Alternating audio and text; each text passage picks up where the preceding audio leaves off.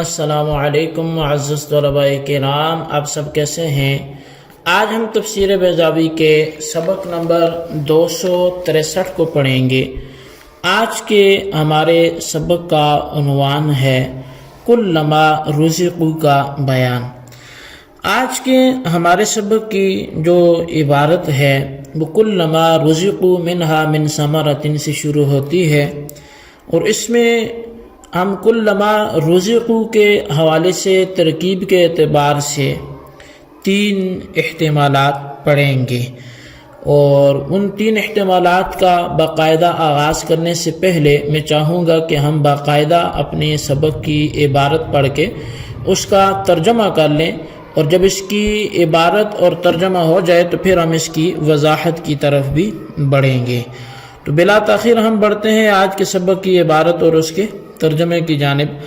مصنف علیہ رحمہ لکھتے ہیں کلما رزقوا منہا من ثمرۃ رزقا قالوا هذا الذی رزقنا، تو جب ان کو اس باغ میں ان پھلوں میں سے رزق دیا جائے گا تو وہ یہ کہیں گے کہ یہ تو ہمیں پہلے دیا جا چکا۔ صفت ثانیۃ لجنات، یہ جنات کی دوسری صفت ہے۔ او خبر مبتدا محذوف، یا پھر یہ مبتدا محذوف کی خبر ہے۔ او جملۃ مستأنفۃ، یا پھر یہ جملہ مستأنفہ ہے۔ کأنہ لما قیل ان لہم جنات وقع فی خلد السامع اسمارها مثل اسمار الدنیا او اجناس اخر، گویا کہ جب یہ کہا گیا کہ ان مومنین کے لیے جنتیں ہیں تو سامع کے دل میں یہ خیال آیا کہ کیا ان کے پھل بھی دنیا کے پھلوں کی طرح ہیں یا کسی اور جنس کے ہیں۔ فأزیح بذالک، تو پس اس کے ذریعے سے وہ ازالہ کر دیا گیا۔ وکلما نصب علی الظرف ورزقا مفعول بہ، اور کلما ظرفیت کی بنا پر منصوب ہے، اور رزقاً جو ہے یہ اس کا مفعول بہ ہے۔ ومن الاولی والثانیۃ للابتداء واقعتان موقع الحال، اور پہلا اور دوسرا من یہ ابتدا کے لیے ہے اور دونوں محل حال میں واقع ہیں۔ وَأَصْلُ الْكَلَامِ وَمَعْنَاهُ كُلَّ حِينٍ رُزِقُوا مَرْزُوقًا مُبْتَدَأً مِنَ الْجَنَّاتِ مُبْتَدَأً مِنْ ثَمَرَةٍ، تو فرمایا کہ اب اصل کلام اور مقصود آیت جو ہے وہ یہ ہے کہ یعنی جس وقت بھی ان کو کوئی غذا دی جائے گی، اس حال میں کہ وہ غذا شروع کی جائے گی باغوں سے، اور اس حال میں کہ اس کا آغاز پھلوں سے ہوگا۔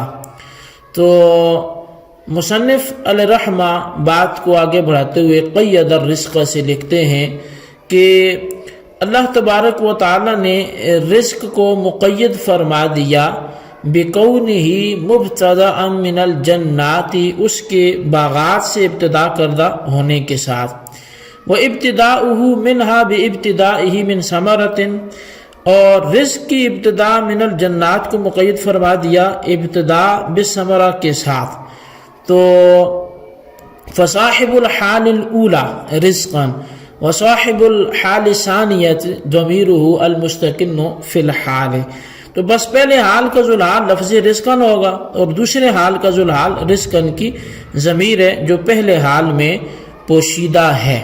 وَيَحْتَمِلُ أَن يَكُونَ مِن ثَمَرَةٍ بَيَانًا تَقَدَّمَ، تو کہتے ہیں کہ یہ بھی احتمال ہے کہ جو من ثمرۃ ہے یہ بیان واقع ہو جائے، اور یہ جس پر من ثمرہ مقدم ہے، کما فی قولک رأیت منک اسدا، جیسا کہ تیرے قول میں رأیت منک اسدا میں من کا بیان ہے اسدا کا، اور یہ اس سے کیا ہے وہ مقدم ہے۔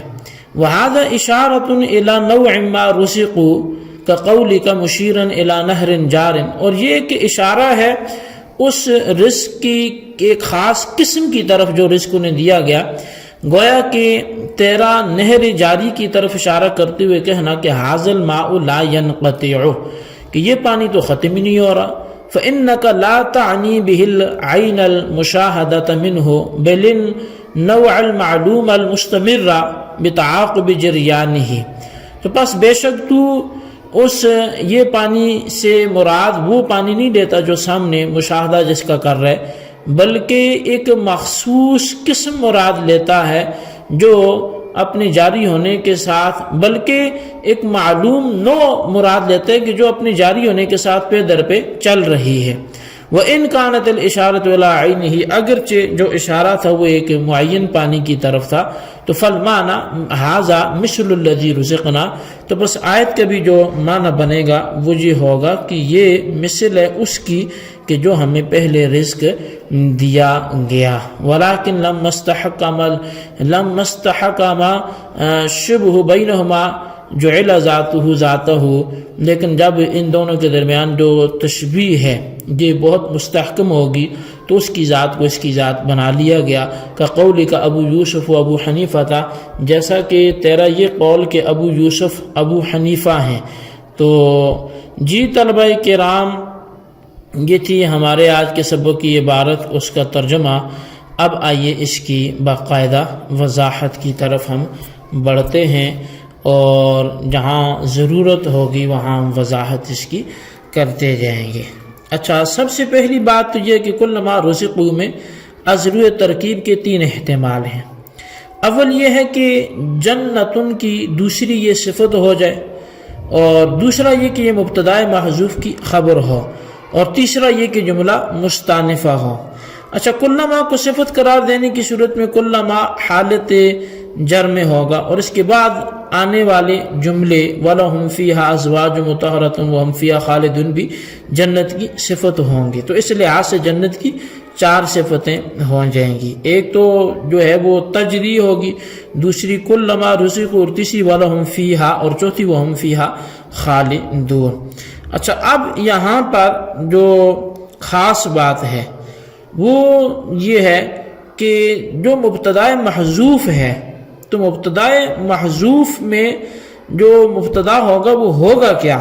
تو یہاں پر بقول سیالکوٹی کے مبتدا محذوف ہم ہوگا، اور قرینہ حذف یہ ہے کہ بیان احوال مؤمنین کا جو یہاں پہ علاقہ ہے وہ موجود ہے، یعنی مومنین کے احوال کا بیان چل رہا ہے، اور بعد کے جملے بھی اسی پر معطوف ہوں گے، اور مبتدا محذوف کی خبر ہوں گے. اور مبتدا کے حذف کا فائدہ یہ ہے کہ ان تینوں جملوں یعنی کلما رزقوا ولہم فیہا اور وہم فیہا خالدون، ان میں تینوں میں تناسب جو ہے وہ ظاہر ہوگا کہ مبتدا میں شریک ہیں اور تینوں اسمیہ ہیں، کیونکہ کلما یہ آیت کی تقدیر نکلے گی لہم ثمار لذیذ عجیبۃ. اچھا، تیسری جو ترکیب تھی وہ جملہ مستانفہ کے اعتبار سے تھی، اور یہ بارہا بات گزر چکی ہے کہ جہاں پر جملہ مستانفہ ہوتا ہے تو اس سے قبل ایک سوال ہوتا ہے، اور وہ سوال ہی در حقیقت جو ہے وہ آگے جملہ مستانفہ اسی کے جواب میں آ رہا ہوتا ہے.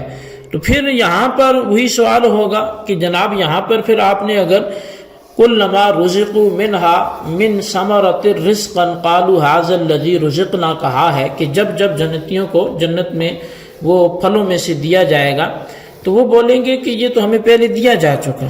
تو اب اس میں سوال کیا ہے، اور پھر یہ کس سوال کا جواب واقع ہو رہا ہے؟ تو اس لحاظ سے جو وضاحت ہے وہ مطلوب ہے. تو اس اعتبار سے مصنف علیہ الرحمہ نے اس کو اپنی عبارت میں ہی واضح کر دیا.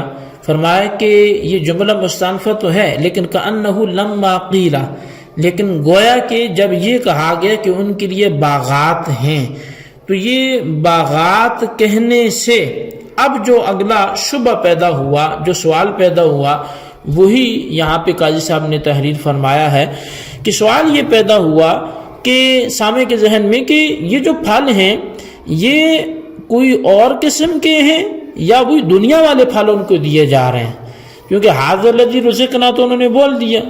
تو اب اس کا ازالہ کیا گیا کہ جو یہاں پر ان کو پھل دیے جا رہے ہیں وہ پہلے کی مثل دکھنے میں ہیں، ورنہ وہ دنیا والے پھل ان کو نہیں دیے جا رہے بلکہ دوسری جنس کے پھل دیے جا رہے ہیں۔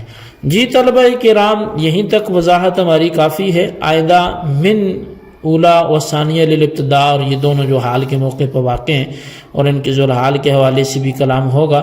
ابھی ہم سبق یہیں پہ موقوف کرتے ہیں، یہیں تک اس کے خلاصے کو بھی آپ اپنے رجسٹر پر لکھیں۔